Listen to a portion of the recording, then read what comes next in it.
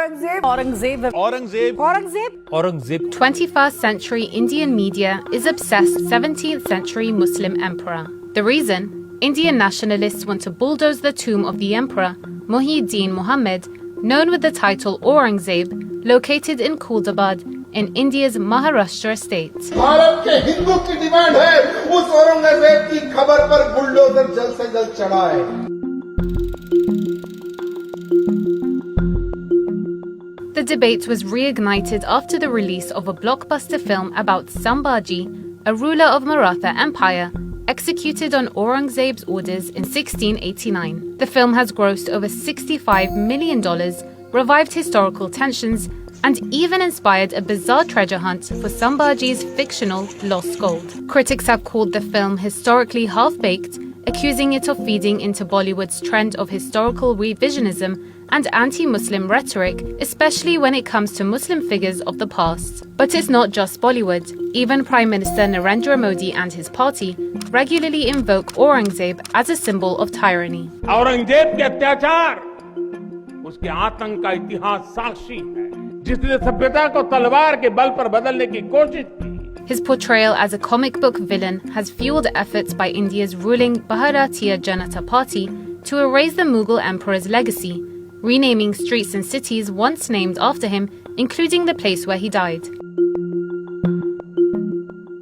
Aurangzeb Alamgir ruled one of the largest empires in history, the Mughal Empire, from 1658 to 1707, expanding it across modern India. His father, Shah Jahan, who built the Taj Mahal. Under Aurangzeb, the empire's population swelled to 158 million and comprised nearly 25% of the world's GDP, making it the largest economy in history, surpassing the manufacturing power of Europe at the time. A devout ruler who codified Islamic law, he compiled a book called the Fatwa-e-Alamgiri in collaboration with hundreds of scholars, and maintained diplomatic ties with the Ottoman-aligned sheriffs, leaders of the Sharifate of Mecca. But Hindu nationalists, influenced by far-right RSS ideologue Vinayak Savarkar, depict Aurangzeb's reign as a dark age, citing temple demolitions and forced conversions. Many historians dispute this narrative, citing that 1/3 of Aurangzeb's nobility was Hindu, a higher share than previous rulers. While he destroyed some temples of those who rebelled against his rule,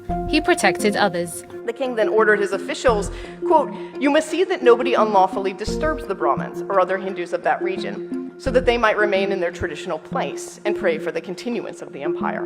Throughout his reign, Aurangzeb issued dozens of similar orders that directed officials to shield temples from unwanted interference, granted land to Hindu communities, and provided stipends to Brahmins.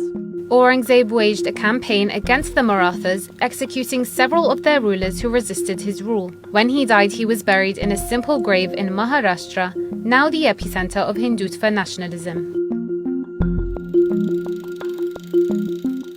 This is a scene from Netflix's dystopian thriller Layla, depicting the destruction of the Taj Mahal in a Hindu nationalist future. To some, it looks like fiction.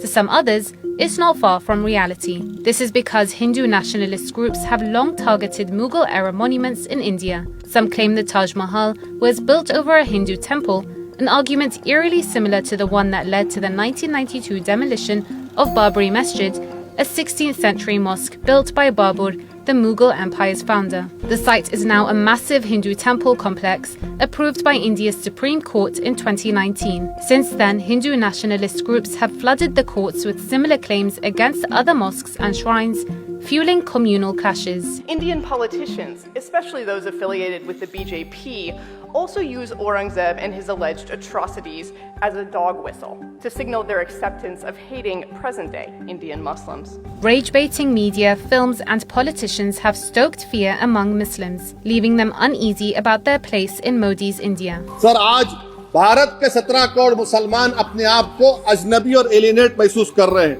मैं बहुत बड़ी नाइंसाफी होती है. कोई तारीखी नाइंसाफी को इंसाफ नहीं किया जा रहा है. Aurangzeb's tomb so far remains protected, but in India's culture wars, the long-gone Mughals continue to be abused as tools to marginalize 200 million living Muslims in India under Modi.